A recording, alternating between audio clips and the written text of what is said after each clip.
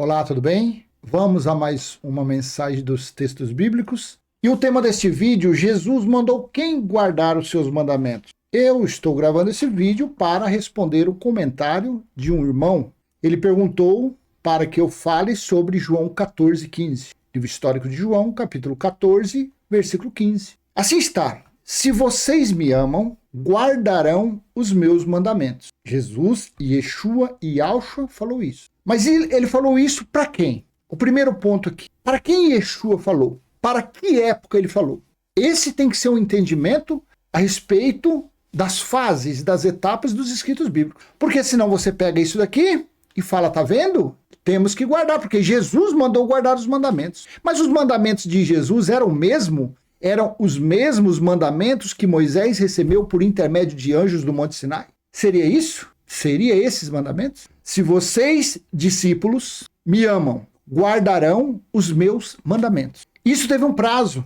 Os discípulos eram para guardar os mandamentos dele enquanto estivessem vivos. E os discípulos foram morrendo no ano 40 e alguma coisa, no ano 40 mais um aninho, no ano 40, no ano 52, no ano 53, e foram morrendo. Foram voltando ao pó e o espírito voltando a Deus. Assim foi acontecendo. Ele não disse que isso daqui seria algo perpétuo. Não. Se vocês, discípulos, me amam, guardarão os meus mandamentos. Veja que engraçado. Às vezes a pessoa confunde isso daqui com os mandamentos que Moisés recebeu, dos 613 itens. Mateus, livro histórico, capítulo 5, versículo 21 e 22, está assim. No 21.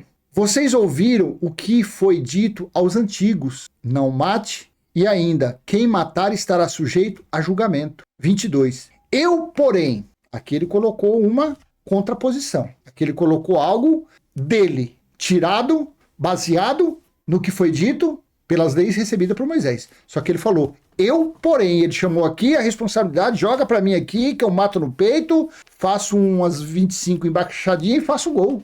Eu, porém, lhes digo que todo aquele que se irar contra o seu irmão estará sujeito a julgamento. E quem insultar seu irmão estará sujeito a julgamento do tribunal. E quem o chamar de tolo estará sujeito ao inferno de fogo. Esse inferno de fogo aqui era uma referência ao aterro sanitário, ao lixão que havia na parte externa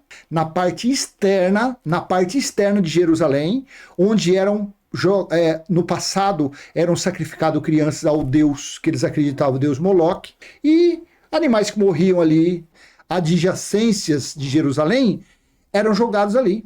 Por isso que ali gerava isso enxofre, e esse enxofre, 24, o fogo nunca apagava.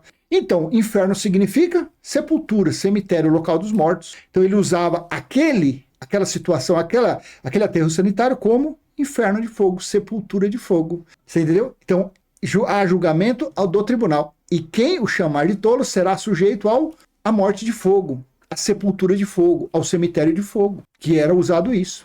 Então, Jesus sempre colocava algo a mais. No versículo 27 e 28, vocês ouviram o que foi dito, não cometa o adultério. Eu, porém, lhes digo, todo o que olhar para uma mulher com intenção impura, já cometeu adultério com ela no seu coração. Então ele colocou algo mais agudo, algo mais sensível. Ele aumentou isso daqui.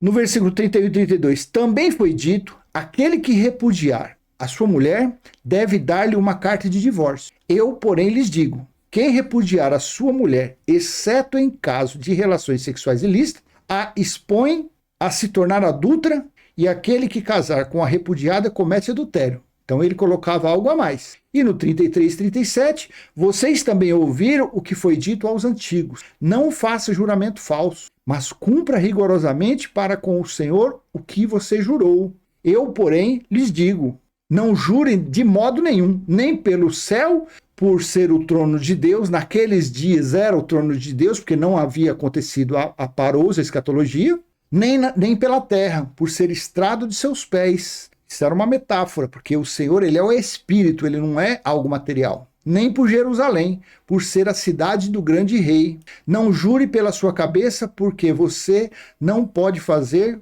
com que um só cabelo fique branco ou preto. Que a palavra de vocês seja sim, sim, não, não. O que passar disto vem do maligno, vem do diabo, vem do adversário, vem da natureza carnal. Isso aqui não era um ser. A religião fala que isso aqui era um ser. Não. Isso aqui era a natureza carnal. É o acusador do homem. Então você veja bem. Ele estava falando a quem? Aos seus discípulos, para guardar o quê? Os ensinamentos dele. Ele não estava falando para guardar os ensinamentos de Moisés. Era os ensinamentos dele. Que ele esteve ali 3 anos com os discípulos, os ensinando, os doutrinando, eles ali. Para seguir ele. Para seguir os caminhos dele, porque ele falou, não é Moisés o caminho e a verdade, ele falou aos seus discípulos, eu sou o caminho e a verdade. Ele falou aos seus discípulos, ele falou aos judeus. Veja, Jesus de Nazaré, você às vezes quer falar assim, não, eu vou fazer isso porque Jesus falou, mas isso aqui não foi falado para você. Isso daqui foi falado para o povo judeu, para os perdidos da casa de Israel. Jesus de Nazaré, nos livros históricos de Mateus, Marcos, Lucas e João, ali não tem nada para você que é gentil. Ali tem passagens que você usa como uma motivação, algo motivacional. Porque aquele Jesus, ele nem existe mais. Aquele véu que revestiu o Espírito de Deus, ele se acabou no ano 33. O que está em nosso espírito, não mais no terceiro céu, está em nosso espírito, é o Senhor que é o Espírito. É o Cristo ressuscitado. Tudo bem. Lembrando que estas observações vieram para os judeus. Veja, Mateus 10, 5 e 6. Jesus enviou esses 12, dando-lhes as seguintes instruções. Não tomem o caminho que leva aos gentios, nem entrem nas cidades dos samaritanos, mas de preferência procurem as ovelhas perdidas da casa de Israel. Olha para quem ele estava. Você vê, ele mandou os 12, falou, ó, vocês vão, só que vocês não evangelizam os gentios nem os samaritanos. Vocês procurem os judeus, vocês procurem os israelitas, porque eu vim para eles, eu vim para os perdidos da casa de Israel. Assim foi dito também em Mateus 15, 24. Mas Jesus respondeu, não fui enviado senão as ovelhas perdidas da casa de Israel. Então, para você, meu irmão, que fez esse questionamento, João 14, 15, e vocês, se vocês me amam, guardarão os seus mandamentos. Aí, o seu pastor, o seu líder religioso, pega esse versículo 15, traz para os dias de hoje e aplica na vida dos gentios. Falando, tá vendo? É você que tem que fazer isso. Não, mas isso aqui ele falou para os judeus. E Jesus de Nazaré, acabei de mostrar para você, ele não veio para o povo gentil. Se eu estivesse lá e você estivesse lá, essa palavra aqui não era nem para mim nem para você, porque ele estava falando para os perdidos da casa de Israel. Assim seja, então eu encerro aqui, videozinho curto para explicar, para responder a esse comentário. Até a próxima, se assim o Pai permitir, e se foi útil para você, joinha, compartilhe, se inscreva no canal. Até a próxima, tchau, tchau.